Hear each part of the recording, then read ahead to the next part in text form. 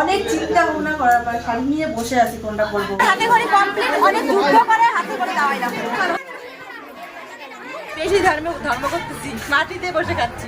এখন বাজে 10:30, সকাল 10:30 আছি বাবার বাড়িতে এখনো, মানে বিয়ের থেকে এখনো এইখানেই আছি। তো সরস্বতী পুজো আজকে, তো এখন যাব পুষ্পিসনকে রেডি করিয়ে দিব। ওর আজকে হাতে ঘড়ি আছে।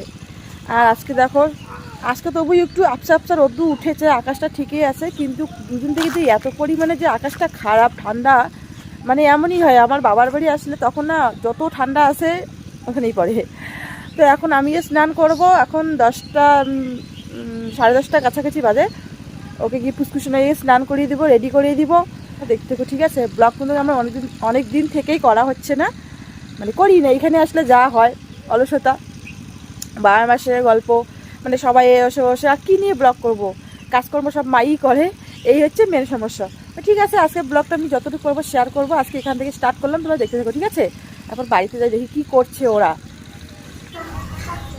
দেখো এখনো ঘুম থেকে ওঠে নাই। তুমি যে এত আলসিয়া না, মানে কি বলবো, বাজে 10:30 এখনো তুমি ঘুম থেকে ওঠো নাই। তাকাও ওইদিকে, তাকাও ওইদিকে। তুমি না আজকে ছেলেটাকে তাড়াতাড়ি রেডি করিয়ে তোমার ছেলেটাকে নিয়ে হাতে ঘড়ি নিয়ে যেতে যাবা, তোমার এত লেট করতেছো কেন তুমি? হ্যাঁ, তোমরা রেডি হও, আমার হাতে টাইম লাগে।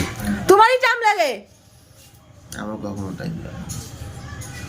দেখো এখন 10:30 এখনো ঘুম থেকে ওঠে নাই। তোমার সাজতে সময় লাগে, কাজল দিতে 15 মিনিট, এখানে দিতে 15 মিনিট, লিপস্টিক দিতে 15 মিনিট, এমনটা 2-3 ঘন্টা হয়, তবু তোমার রেডি হওয়া হয়।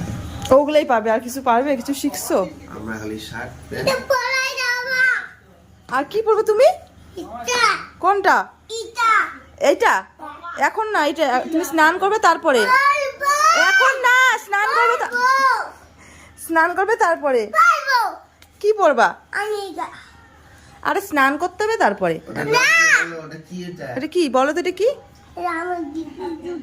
এখন না, আবার স্নান করবো তারপরে। তুমি তাড়াতাড়ি ওঠো না, বিছনা টিছনা গুলো গোছাইতে হবে তো।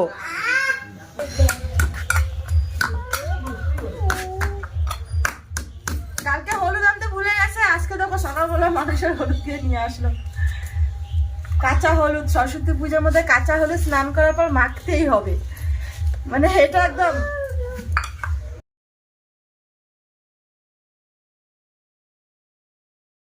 শরীরে মাখবে।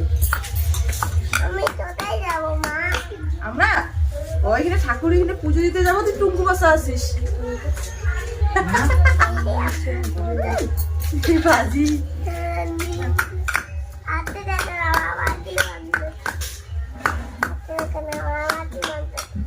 দেখো দেখো আমার মা কি বানাচ্ছে, হচ্ছে এখন সেই মানে বাবা এত ভালোবাসা।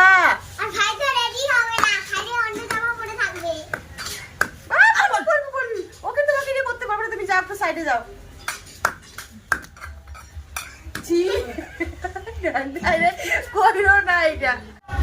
যতই বাচ্চাদের সরস্বতী পুজো হোক, তাই নাকি আমরা কি সাজবো না?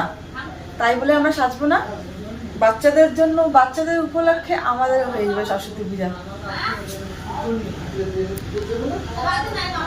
অনেক চিন্তা ভাবনা করার পর দেখো এই শাড়িটা পরলাম। অনেক চিন্তা ভাবনা করার পর শাড়ি নিয়ে বসে আছি কোনটা পরবো, এইরকম। এই যে দেখো সিলেট, তারপরে হচ্ছে বই, আর নিয়ে এসেছি চক। আর পুষ্কুসোনা বাবুতি বেদি ঘোরা। দেখো জামা কি করছে, অনেকক্ষণ আগে ওকে রেডি করিয়ে দিয়েছি, দেখো কি অবস্থা করছে। পুষ্কুসোনাকে কাজলটাই পরাইতে ভুলে গেছি, কাজল আমি আনতে ভুলে গেছি, আর মামির বাড়ি থেকে কাজল পরাই নিয়ে আসি। আমার ছেলে 3 বছরের কাছাকাছি হবে, তাই ভাবলাম যে এবছরে হাতে ঘড়িটা আমি কমপ্লিট করি। কারণ হাতে ঘড়িটা না দিলে না, যে পড়াশোনা, স্কুল, প্রাইভেট, এগুলো কেমন একটা লাগে। হাতে ঘড়ি দিবে, এটা একটা মানে ভগবানের আশীর্বাদ নিয়ে ও প্রথম শিক্ষাটা শুরু করবে, খুব ভালো লাগবে মানে আমার। আর এখানেই আমরা অঞ্জলি দিব, পুষ্কুসোনা হাতে ঘড়ি দিবে। এটা হচ্ছে দিশার স্কুল। আর শুধু আমি আসিনি, বর এসেছে, ভাই এসেছে, মানে মোটামুটি আমরা সবাই এসেছি। এখন সবাই মিলে পুষ্কুসোনার সাথে যুদ্ধ করে ওকে হাতে ঘড়ি দেওয়া হবে।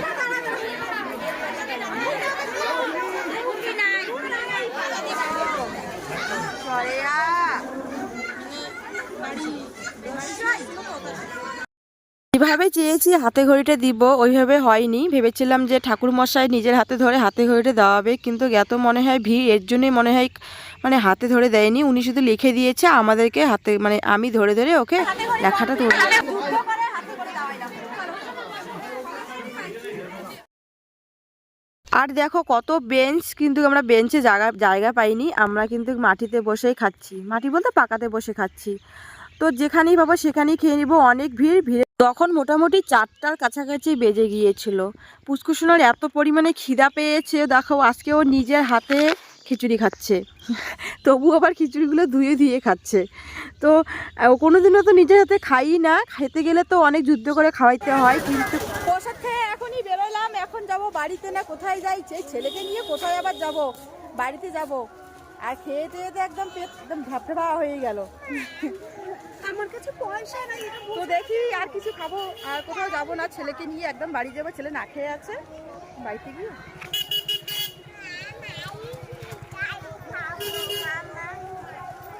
কি খাবে, তো দেখি এখন আইসক্রিম। আর এদিকে দেখো আমাদের ঘোরা কমপ্লিট, শুধু অঞ্জলি দিয়েছি, মানে পুষ্কুসোনাকে হাতে ঘড়িটা দিয়েছি, আর কিন্তু প্রসাদ খেয়ে ডাইরেক্ট বাড়িতে চলে এসেছি। আর এখানে দেখো ওর পাপাকে কত আদর করছে, মানে পুষ্কুসোনার পাপাকে কতবার যে মানে উমা দিচ্ছে। আমরা এখন বাড়ি যাব, আর বর গাড়ি চালাবে এখন। তো আজকে ব্লগটা এই পর্যন্ত, খুব ছোট্ট একটা ব্লগ